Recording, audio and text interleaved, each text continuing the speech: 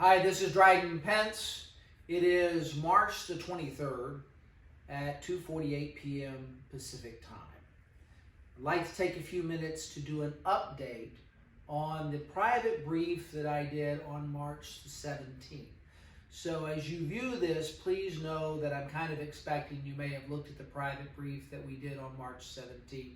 I don't want to belabor too many points over and over again. So this is an update.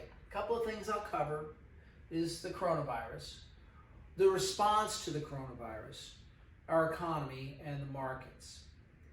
Now, there's a couple of things that are very important to remember. First of all, that the coronavirus does not have a high enough mortality rate to create a real reduction in aggregate demand.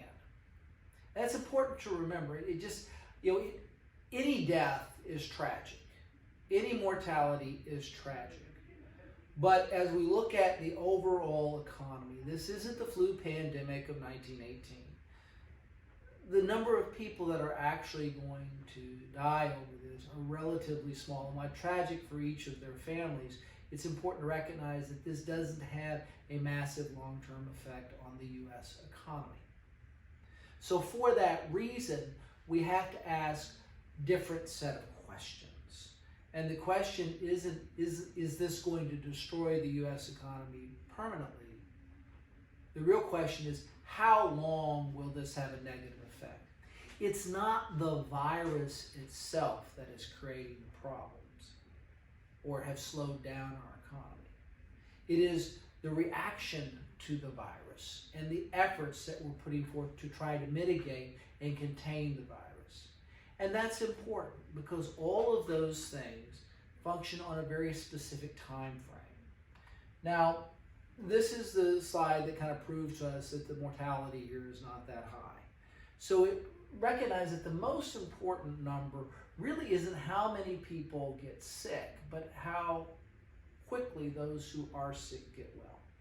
And as days go on, we end up with a lot more data about this. So I'm going to update a couple of the slides that I showed you a week ago. Fundamentally, there's one thing to remember, is that the virus will end. At some point, it will stop being an issue for us. And people and demand is going to return. Markets are going to normalize and come back, and the economy is going to continue back. The only real question that we have to look at is when. And so those are the things I want us to make sure we focus on. Now, this is the virus in the United States. I told you about a week ago, this is going to get ugly. These numbers are going to be bad. You're going to see them go up day after day. Now, this is for a couple of reasons. We now have fielded a number of tests. They're continuing to test, but they're also limiting who they test, and that they really are only trying to test the people that are showing symptoms. So what you're going to see is a large number of people who they get tested, and then a high percentages of the people who get tested might have it, right? So that's important. And so as we get more data in, the number's going to go up. It just makes sense that it would, and that we're gradually going to see this. So for over the next couple of weeks, I would think, we're going to see this number rise dramatically. And there's a pattern that we have about that. I mean, this is when we began to take it seriously. I think the national emergency was called on the 13th. We began to look at this at the 11th or 12th. But the point is this is when we began to take it seriously. And now you're seeing this. Now remember, there's a lot of people in this chart that already were sick over here. We're just now documenting it. So it's an important thing to recognize. But the outbreak is continuing. Now, what's our pattern for this? Let's look at China, where we have a lot of good data. You see, what happened in China, they began to really take this seriously in January. And about a month later, February 19th, they hit what we call peak outbreak. And that's important. We'll come back to that, peak outbreak. So they hit peak outbreak in about a month. And then about 15 to 20 days later, they hit what we call the crossover point. This is important to recognize because the virus is the virus is the virus. We don't control it. The virus is going to do what it's going to do. It's going to find a host, and it's going to make someone sick for 14 to 16 days. 80% of the people that get it have a very mild case. 20% have a severe case. And of that, there's some number between 1 and 3% of the population that actually has mortality with this. And those are the things that we have to be really, really focused on. So the important thing to know, again, is when do we hit peak outbreak? Because 15 to 20 days after peak outbreak, we'll probably find this moment where more people are getting well than are getting sick.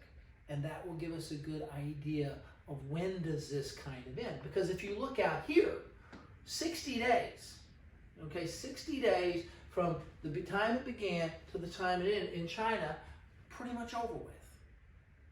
Pretty much over with. This is an important thing for us to consider. Now, China is not necessarily an anomaly. The virus doesn't care what country it's in. When you look at South Korea, they have a very, very robust testing regimen. So a lot of great data comes from there. And you look at this point about February 21st, then last time when I talked to you, we hadn't seen this yet because we didn't have quite enough data. But here's what's happened. We get over here, right, into late March, about a month, right? We've gone 3 weeks. So we've gone through to peak virus, and now we're beginning to see the same pattern of more people are beginning to get well, right, and recovering. And so we think that probably the next time, or second or third time we do this update, we're going to see these numbers kind of cross over, and Korea is going to find its way into this. Again, they're operating about 30 days ahead of us, right? So you can think of it, China was about 60 days traffic ahead of us, Korea's about 30 days traffic ahead of us. Now let's take a look at Italy. Well, Italy's time is coming up. They're kind of on the same trajectory, but they have a much less fortunate story. What you have in Italy is really two things going on.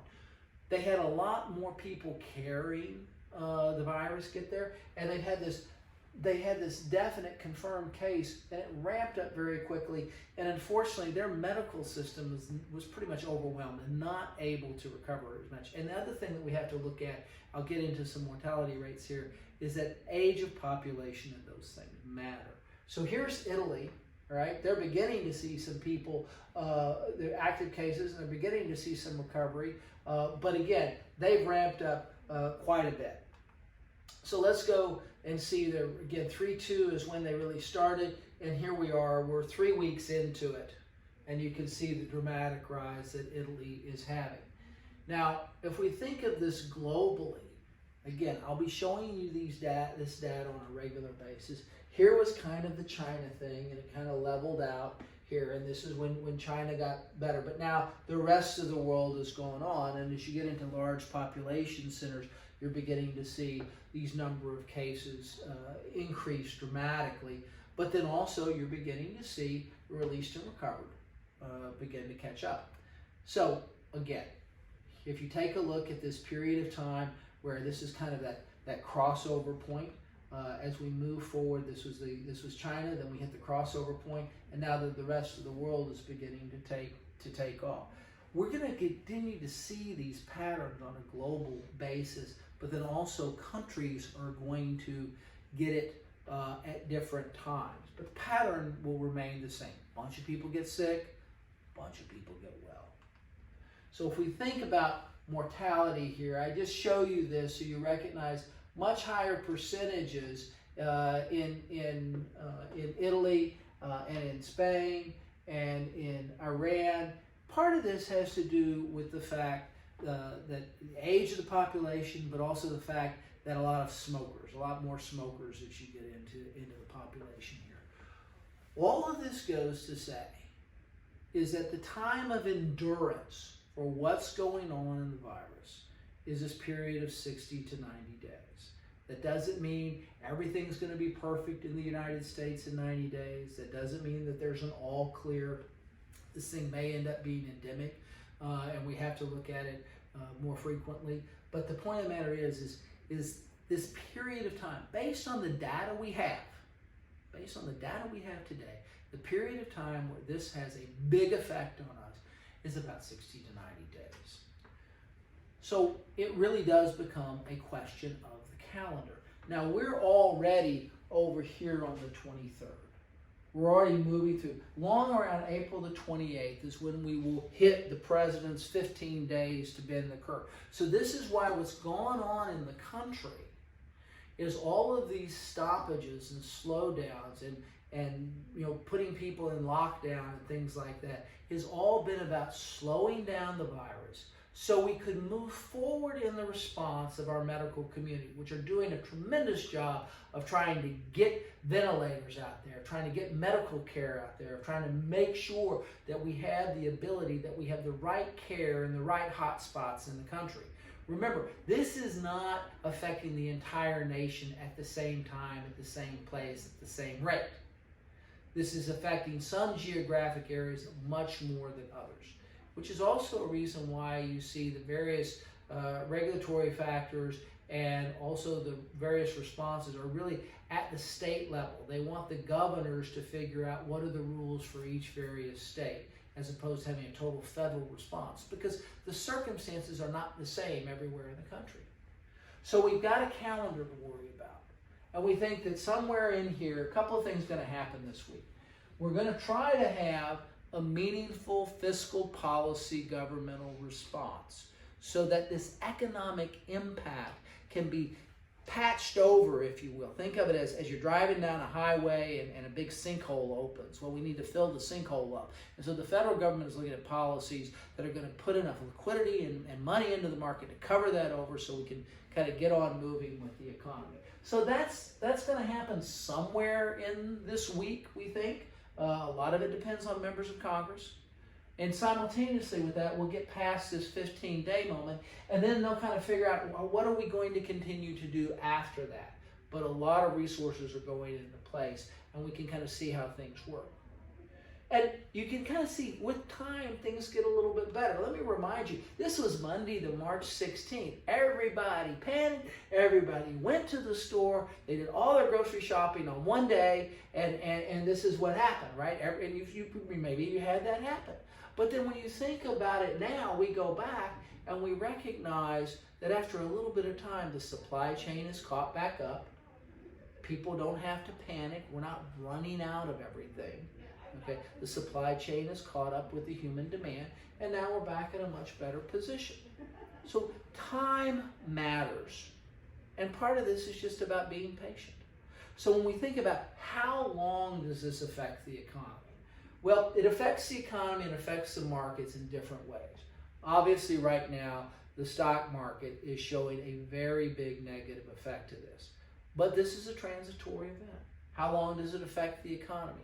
Well, it could affect the economy for that 60 to 90-day period. However, that's if there's no action. If there's big policy action, then we limit the effects on the economy. People get money. People are able to continue to maintain their lives. We have a lot of stimulus poured into the economy, and that's really important. So you kind of think about it as we're all driving down the highway, and there's either a big piece of debris or something that's come into the middle of the highway, and that's what slowed everything down. And we have to move that piece of debris out, and then we all get back on. So the question is, how long is the debris there and how things work? So chances are for the economy, we're going to have two bad quarters. First quarter is not going to be so good because the last month was heavily affected. And the second quarter is going to be ugly.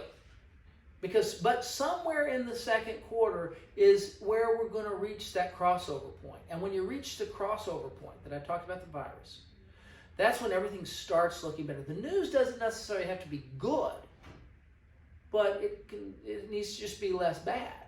And so the point is, when we hit the peak outbreak and then we hit the crossover point, what's going to happen are people are going to have clarity to see, all right, the economy's coming back, okay? This is how we've been affected. And markets are going to come back and stabilize because they're going to be able to discount and understand the overall effects and how much stimulus is being put in. So what I want you to recognize is that we've recognized early enough at a governmental policy standpoint that a lot of stimulus has to go in. And sometime this week, they'll have that worked out. And hopefully we'll be able to tell you sometime this week or next week kind of what all that means. And when that finally gets passed and done, the markets will probably react. Certainly the economy will begin to react. And we'll begin to kind of see our way. What are the solution sets through this? So recognize, and this is important to know, that the stimulus that they're going to put into the economy is going to last far longer than the virus. So as we come out of this, it becomes a fairly robust moment. Uncomfortable now, absolutely. On the other side, it becomes a positive outcome.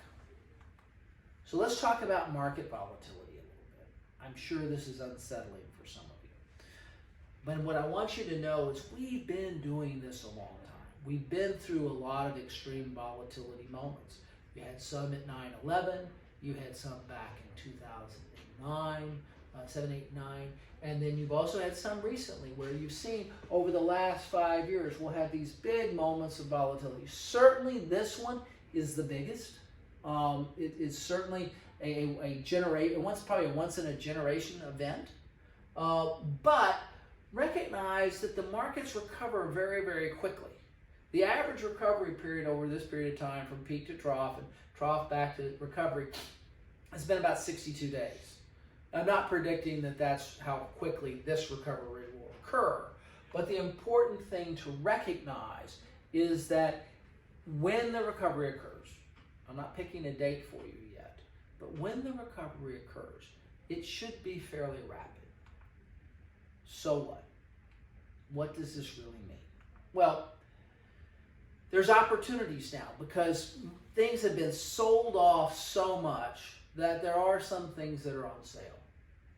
And we think about that in terms of companies and what they produce and how they do those things. And we also think about what are people going to buy in the future due to a change in behavior. There's a lot of people that have learned how to shop online during this period of time. There's a lot of people that are now using social communication, digital activities, and offices and companies that are now figuring out how to work with workers federated out to different locations. A lot of behavioral changes will become of this. So there's opportunities in the companies that are going to benefit as we come out of this, because we will come out of this, and it gives us opportunities in the process.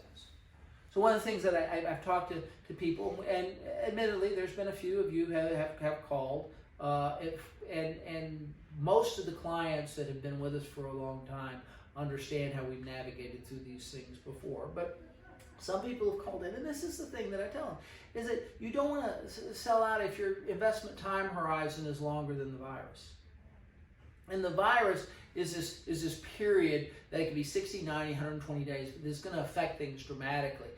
But after that, we begin to get back to normal. So if your investment time horizon is a year or more, this is not the time to be selling out, because it's really a time to think about ways to take advantage of things going forward.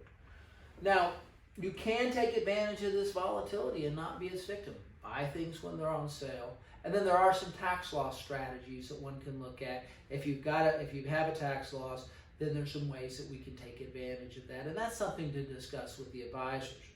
But the important thing to recognize is, just like the market back in 2009 was probably a once-in-a-decade opportunity.